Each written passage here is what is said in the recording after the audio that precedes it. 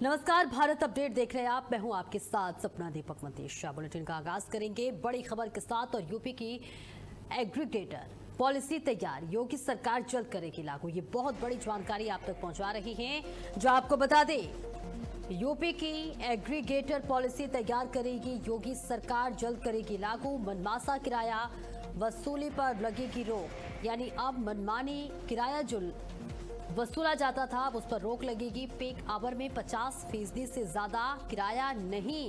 ये बहुत बड़ी पहल बताई जा रही है योगी सरकार की, जहां योगी सरकार ने यूपी में मनमाना किराया वसूली पर रोक लगाने के लिए ये बहुत बड़ी पहल लेके आ रही है। पीक आवर में 50% से ज्यादा किराया नहीं लगेगा, यानी योगी सरकार ने यूपी में कैब सेवाओं को निर्धारित करने के लिए नई एग्रीगेटेड पॉलिसी तैयार कर रही है। इसके तहत यात्रियों के मनमाने तरीके से किराया वसूलने पर पूरी तरह से रोक लगेगी और ये सुनिश्चित किया जाएगा कि अब यात्रियों से उचित तय मानक पर ही किराया लिया जाए। पीक आवर्स या फिर बारिश के मौसम में भी कैब कंपनियां मनमाने तरीके से किराया नहीं बढ़ा पाएंगी।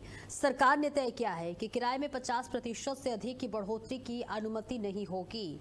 इसके साथ ही अगर ड्राइवर बुकिंग स्वीकार करने के बाद ट्रिप कैंसिल करता है तो उस ट्रिप का पूरा किराया ड्राइवर को ही भरना होगा।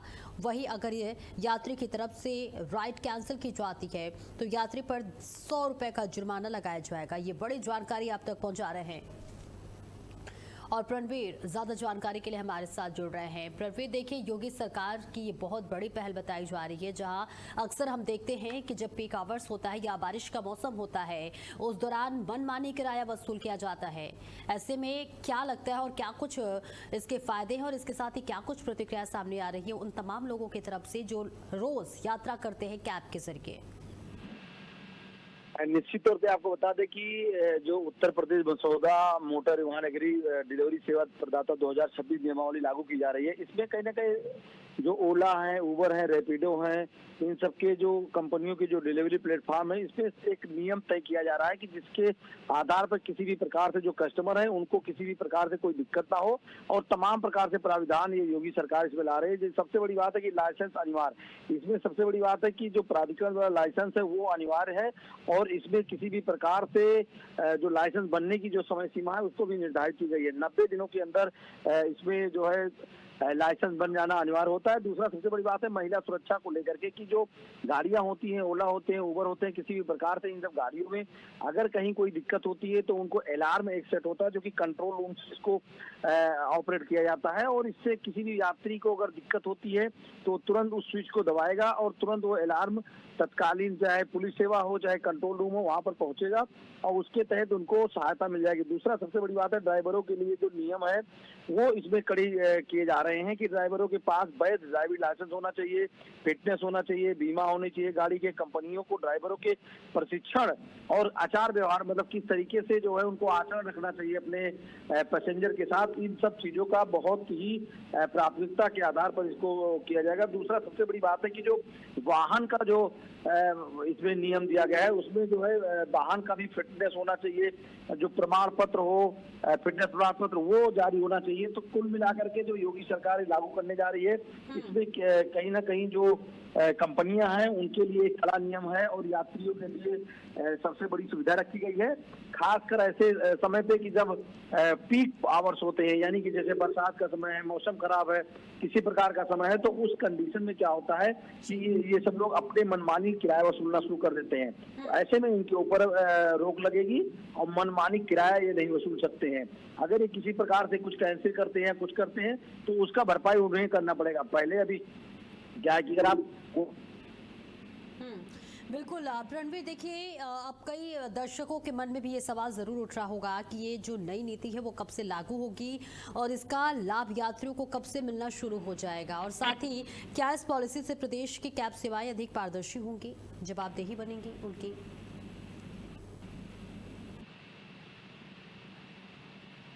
यात्रियों की शिकायतें मिल रही थी तमाम दुर्घटनाएं हुई हैं, चाहे एक्सप्रेसवे पे आप देख लीजिए, चाहे आउटर रिंग रोड पे देख लीजिए।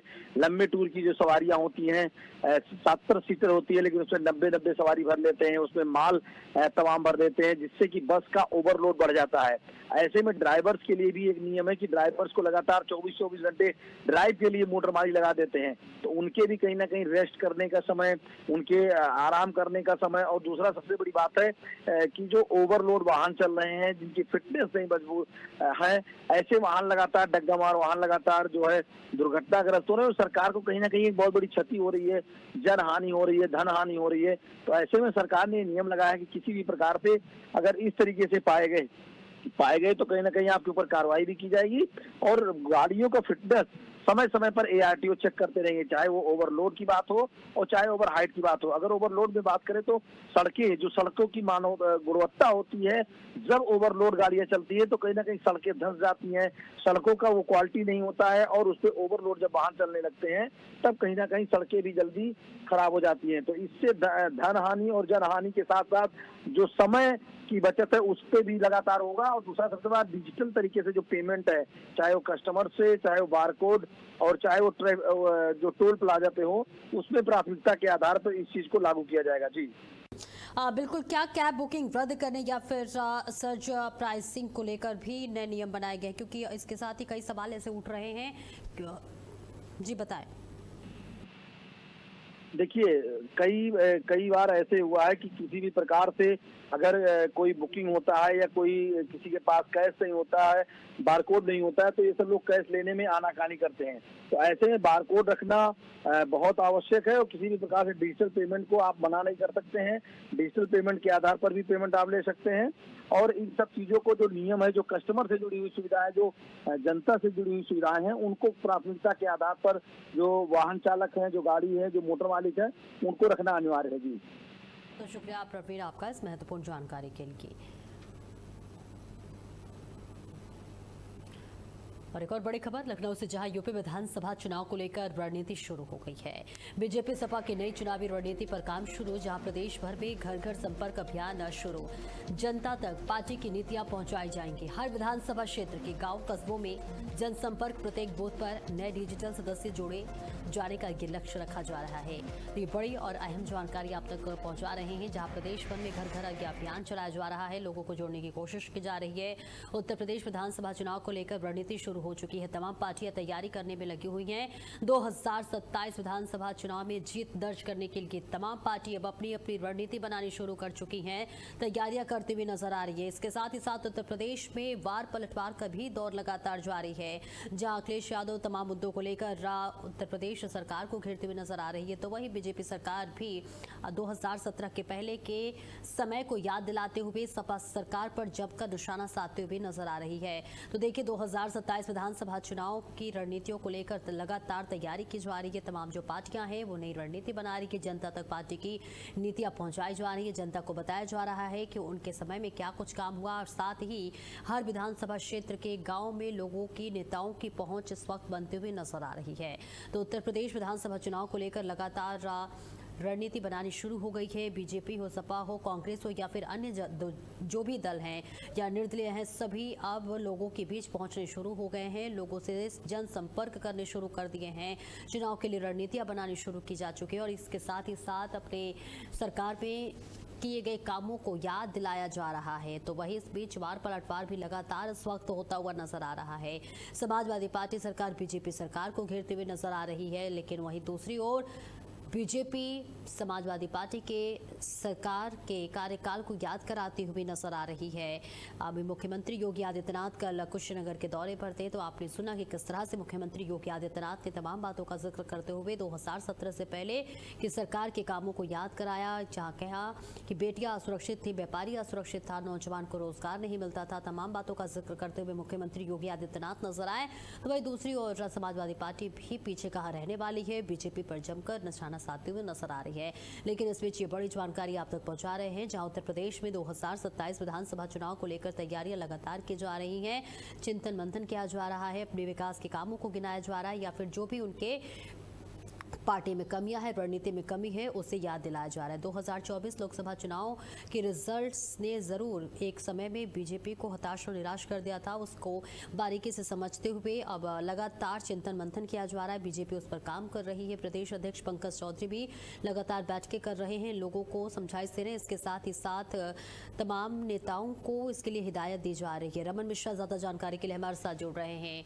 रमन, देखिए 2027 विधानसभा चुनाव को लेकर तमाम जो पार्टी है वो रणनीतियां बनानी शुरू कर दी है। इसके साथ ही साथ अब जन जन का अभियान चलाया जा रहा है, लोगों के बीच जाया जा रहा है। अपने विकास कार्यों को याद दिलाते हुए तमाम पार्टी नजर आ रही है। 27 चुनाव भले अभी दूर है और 6 से 7 महीने का समय है। जुलाई महीना चल रहा है और अगर समय से चुनाव हुआ तो फरवरी से मार्च के बीच में चुनाव होगा। लेकिन 6 महीने की जो प्रैक्टिस है वो राजनीतिक दलों ने शुरू कर दी है। आपको बता दें, ये नेट प्रैक्टिस भी आप कह सकते हैं, आप इंडोर स्टेडियम भी प्रैक्टिस कह सकते हैं। और इसमें सबसे बड़ा जो काम होता है 6 महीने पहले का, वो पॉलिसी बनाना, कमरे में बैठ के नीति बनाना और उसके बाद कमरे से निकलकर लोगों के बीच में अपना माहौल तैयार करना और दूसरे का माहौल खराब करना। जिस तरीके से भारतीय जनता पार्टी और समाजवादी पार्टी लगातार कार्यक्रम पे कार्यक्रम कर रही हैं, लगातार बैठकें चल रही हैं, लगातार प्रेस कॉन्फ्रेंस हो रही है, उससे बिल्कुल ये स्पष्ट हो गया है कि दोनों पार्टियां चुनावी मैदान में उतर चुकी हैं और अब 2027 को लेकर अड़ गई हैं कि किस तरीके से उन्हें, जहां भाजपा को तीसरी बार जीतने, कमल खिलाने के लिए भाजपा मेहनत कर रही है और बूथ तक का प्लान बना रही है। कल जिस तरीके से बैठक हुई भाजपा प्रदेश कार्यालय पर, पंकज चौधरी प्रदेश अध्यक्ष, संगठन मंत्री धर्मपाल जी, नई टीम, पूरी कोर कमेटी, सभी क्षेत्रीय अध्यक्ष, मोर्चा अध्यक्ष और 3 मुख्य मुद्दों पर बात हुई। और उन मुख्य मुद्दों में पहली बात तो हुई कि वृक्षारोपण करना है मोदी जी के आह्वान पर। लेकिन जो दूसरी जो अहम बात थी, वो अहम बात थी कि मतदाता सूची को सही करना है। यानी कि जो अपने वोट कट गए हैं उन्हें जुड़वाना है, जो दूसरे के गलत वोट जुड़ गए हैं उन्हें कटवाना है। मतलब कि आप प्रदेश स्तर पर एक बूथ की यहाँ पर योजना बन रही है। और तीसरा, भाजपा ने सीधा प्रदेश अध्यक्ष पंकज चौधरी ने संदेश दिया कि बूथ अध्यक्षों का सम्मान जरूरी है और पार्टी कोई इस बार ऐसी योजना लेकर आई कि बूथ अध्यक्षों को काम करने में सुविधा होगी। वहीं पर समाजवादी पार्टी भी अपने सभी मुख्य, जो समाजवादी पार्टी के मुख्य प्रदेश कार्यकारिणी है और साथ ही जितने भी उनके 4 युवा मोर्चा संगठन है, चाहे लोहिया वाहिनी, मुलायम यूथ ब्रिगेड और छात्र सभा, इन सभी को, ये सभी भी एक्टिव हो गए हैं और लगातार जनता के बीच में जा रहे हैं। और 2012 से 17 तक, 3 से 7 तक जब मुलायम सिंह यादव मुख्यमंत्री थे, उससे पहले जब 91 से 93 में जब मुलायम सिंह यादव मुख्यमंत्री थे, 89 में जब मुलायम सिंह यादव मुख्यमंत्री थे, कौन सा पार्क बनवाया, कौन सा कितनी नौकरियां दी, कौन सी छुट्टी की, इन सभी चीजों का एक खाका तैयार हो रहा है और अब उसे भुनाने की तैयारी है। और साथ साथ में आपको बता दें, समाजवादी ब्राह्मण जो कि सबसे बड़ा कोर वोटर माना जाता है भाजपा का, उसमें सेंध लगाने के लिए समाजवादी पार्टी के राष्ट्रीय अध्यक्ष अखिलेश यादव, जनेश्वर मिश्रा जिनके नाम पर बड़ा पार्क है, उनकी इस बार भव्य जयंती मनाकर प्रदेश में संदेश देना चाह रहे हैं कि ब्राह्मण जो है वो समाजवादी पार्टी की तरफ शिफ्ट हो रहा है। आपको बता दें कि बूथ को लेकर दोनों पार्टियां एकदम से सतर्क हैं, चाहे भारतीय जनता पार्टी हो चाहे समाजवादी पार्टी हो। हालांकि भारतीय जनता पार्टी के पास जो मैनेजमेंट है, जो सिस्टम है, जो विंग है, उसके काम करने का तरीका बूथ लेवल का है। लेकिन जो समाजवादी पार्टी है वहां पर जो सबसे बड़ा तरीका है, वो सबसे बड़ा जो फेस है वो अखिलेश यादव है, सबसे बड़ी जो कमजोरी है वो अखिलेश यादव है, सबसे बड़ी ताकत जो है वो अखिलेश यादव है। लेकिन इस बार अखिलेश यादव भी भारतीय जनता पार्टी की नीति पर काम कर बूथ स्तर तक समाजवादी पार्टी को मजबूत करना चाहते हैं। और जो रील में, जो नारों में, जो दीवालों में समाजवादी पार्टी के जो कार्यकर्ता भाजपा नेता अपना जोश दिखाते हैं, उससे घर घर तक जो उनकी ऊर्जा को शिफ्ट करने के लिए लगातार योजनाएं बना रहे हैं। बिल्कुल रमन, देख पा रहे हैं हम आजकल तमाम जो पार्टियां हैं वो मुख्य मुद्दों से भटक कर अन्य मुद्दों पर जा रही है। एक तरह से कहें तो अब धर्म की राजनीति ज्यादा होने लगी है, लेकिन उत्तर प्रदेश में कई ऐसे मुद्दे हैं जिन पर बात होनी चाहिए, जिन पर काम होनी चाहिए। युवाओं के रोजगार पर बात होनी चाहिए, महंगाई पर काम होनी चाहिए। इसके अलावा कई ऐसे मुद्दे हैं, लेकिन कहीं ना कहीं ऐसा लगता है कि तमाम जो पार्टियां हैं इन मुद्दों से भटक रही हैं। सपना राजनीति हमेशा ही ऐसे मुद्दों पर होती है जो मुद्दे आपको बेकार लगते हैं, लेकिन वही मुद्दे सियासत तय करते हैं और वही राजा तय करते हैं, वही शहंशाह तय करते हैं और वही तय करते हैं कि लखनऊ की गद्दी पर कौन बैठेगा। तो आपको जिस तरीके से आम जनता को लगता है कि महंगाई मुद्दा है, रोजगार मुद्दा है और सड़कें मुद्दा है, ये सब निश्चित तौर पे बड़े मुद्दे हैं और इन मुद्दों को पूरा किए बिना शिक्षा मुद्दा है। सरकार जो है वो आगे नहीं बढ़ सकती है, कोई भी पार्टी आगे नहीं आ सकती है, लेकिन ये राजनीति का बेसिक माना जाता है कि जो सियासत में आएगा वो काम करेगा और शिक्षा नीति में मजबूत करेगा, स्वास्थ्य में कुछ अच्छा करेगा, सड़क अच्छी बनवाएगा, बिजली अच्छी देगा। लेकिन जिस तरीके से जाति और धर्म के आधार पर वोटों की सियासत पिछले 30-35 सालों से चली आई है, आपको बता दें वहां पर विकास जो है वो बौना पड़ जाता है और सियासत में धर्म, जाति और क्षेत्र के जो मुद्दे हैं, व्यक्ति के जो चरित्र का मुद्दा है, व्यक्ति के जो फौकाल का मुद्दा है, ये सबसे बड़ा अहम होता है और पार्टियां इसे ही भुनाती हैं। काम करने वाले व्यक्ति को शिफ्ट कर दिया जाता है, उनको दे दिया जाता है। हालांकि काम करने वालों को भी एक कोटा होता, वरीयता होती है, लेकिन भौकाल वालों का, रणनीति बनाने वालों का, चुनाव को शिफ्ट कर देने वालों का, कि जब चुनाव में ऐसे भाषण हो कि आप जब जनता कहने लगे अरे ठीक है सड़क तो बन रही है, पानी तो आ रहा है, अरे जाते हैं तो इलाज तो हो रहा है, लेकिन योगी जी ठीक हैं, अखिलेश जी ऐसा बोलते हैं, मोदी जी ऐसा बोलते हैं, मायावती ऐसा बोलती हैं। सारा जो चुनाव है खासकर उत्तर भारत का अंत में आकर बयानों पर शिफ्ट हो जाता है और व्यक्ति के चेहरे पर शिफ्ट हो जाता है। काम तो यहाँ पर जनता को खुद लगता है कि अगर सरकार आएगी तो काम होगा। हालांकि जो चुनाव है वो काम पर होने चाहिए। पार्टियां दावा भी करती हैं कि विकास पर जीतती हैं, विकास के मुद्दे पर आती हैं, लेकिन उनका सबसे बड़ा मुद्दा होता है चुनाव को बयानों से शिफ्ट करना। उन्हें भी पता है कि विकास हमें दिखाना पड़ेगा, लेकिन विकास के नाम पर बहुत बड़ा वोट बैंक आपके साथ नहीं रहता। बिल्कुल, बहुत बहुत शुक्रिया रमन आपका इस महत्वपूर्ण जानकारी के लिए। तो लगातार देखिए वार पलटवार जारी है और इसी के साथ साथ 2027 चुनाव को देखते हुए जो तमाम पार्टियां हैं वो तैयारी करने में लगी हुई। और लखनऊ से बड़ी खबर जो है, SIR कार्यों में लगे समस्त BLO को भुगतान के निर्देश दिए गए हैं। ये बड़ी जानकारी आप तक पहुंचवा रहे हैं, जहां SIR कार्यों में लगे समस्त BLO को भुगतान के निर्देश, BLO सुपरवाइजर को भुगतान के निर्देश दिए गए हैं। एक मुश्त रुपए 6000 का भुगतान होगा। इसके साथ ही साथ मुख्य निर्वाचन अधिकारी को निर्देश दिया गया है, प्रदेश के सभी जिलाधिकारी को निर्देश दिया गया है। बड़ी खबर आप तक पहुंचा रहे हैं, जहां प्रदेश के सभी जिला अधिकारी को इसके लिए निर्देश दिया गया है। तो SIR कार्य में लगे समस्त BLO को भुगतान के निर्देश दिए गए हैं। बड़ी और अहम जानकारी आप तक पहुंचा रहे हैं और इस बीच तस्वीर आप तक साझा कर रहे हैं, जहां SIR कार्य में लगे समस्त BLO को यह निर्देश दिया गया है, BLO सुपरवाइजर को भुगतान के निर्देश दिए गए हैं। ये बड़ी और अहम जानकारी आप तक पहुंचा रहे हैं, जहां इन सभी कार्यों के लिए BLO को निर्देश जारी किया गया है। तो बड़ी और अहम जानकारी, जहां जिलाधिकारी को निर्देश दिया गया है, मुख्य निर्वाचन अधिकारी को निर्देश दिया गया है। एक मुश्त 6000 रुपए का इसके तहत भुगतान होगा। तो SIR कार्य में लगे समस्त BLO को भुगतान के निर्देश दिए गए हैं। BLO सुपरवाइजर को भुगतान के निर्देश दिए गए हैं। एक मुश्त रुपए 6000 का भुगतान होगा। इसके साथ ही मुख्य निर्वाचन अधिकारियों को निर्देश जारी किया गया है। प्रदेश के सभी जिलाधिकारी को भी निर्देश जारी किया गया है। चंदौली के चकिया कोतवाली क्षेत्र में 2 अलग अलग हादसों में 2 लोगों की मौत हो गई। पहली घटना केराडेह गांव के पास कर्मनाशा नदी में हुई है, जहां मछली पकड़ने गए 36 वर्षीय जसवंत की डूबने से मौत हो गई। पुलिस ने स्थानीय लोगों की मदद से शव को नदी से बरामद किया है। वहीं दूसरी घटना मुजफ्फरपुर गाँव में हुई है, जहाँ पत्नी के ननिहाल गए गुड्डू की छत से गिरने के बाद मौत हो गई। परिजन घायल अवस्था में उसे अस्पताल ले गए, जहां डॉक्टरों ने उसे मृत घोषित कर दिया। पुलिस ने दोनों शवों को कब्जे में लेकर पोस्टमार्टम के लिए भेज दिया है। तो छत से गिरकर दूसरे युवक की जान चली गई। दोनों परिवारों में मातम का माहौल दिखाई दे रहा है और ये तस्वीर आप तक साझा कर रहे हैं, जहां पुलिस इस पूरे मामले में जांच पड़ताल कर रही है और इसके साथ ही साथ परिजनों का रो रो कर बुरा हाल है।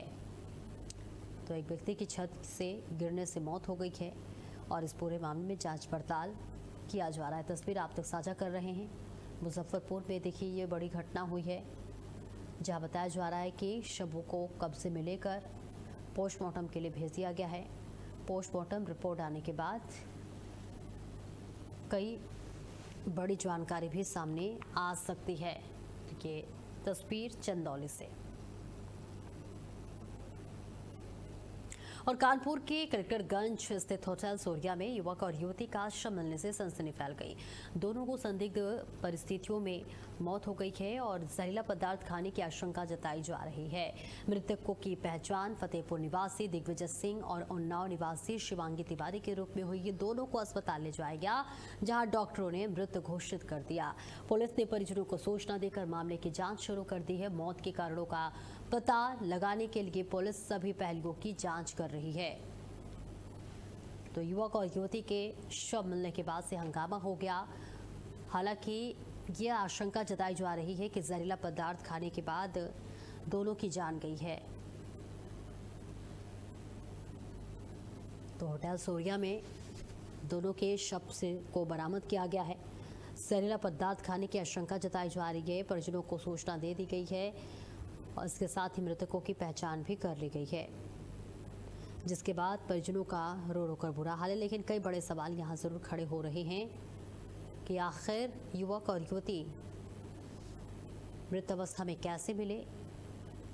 क्या जहरीला पदार्थ खाने के बाद से यह हत्या हुई है? दिनांक 11 जुलाई 2026 को लगभग समय 4:30 बजे के लगभग कलेक्टरगंज थाने पर एक सूचना आई है कि होटल सूर्या में एक युवक और युवती कुछ विषाक्त चीज़ खा ली है, उनकी तबीयत खराब हो गई है। तत्काल त्वरित कार्रवाई करते हुए इंस्पेक्टर कलेक्टरगंज आए और दोनों युवक और युवती को हॉस्पिटल उर्सला लेकर गए। डॉक्टर के द्वारा परीक्षण किया गया, जिसमें दोनों को मृत पाया गया। होटल की एंट्री के मुताबिक लड़के का नाम दिग्विजय सिंह है, जो फतेहपुर का रहने वाला है, और लड़की का नाम शिवांगी तिवारी है, जो मगरवाड़ा उन्नाव की हैं। और इसी के साथ इस बुलेटिन में इतना ही। खबरों का सिलसिला लगातार जारी है।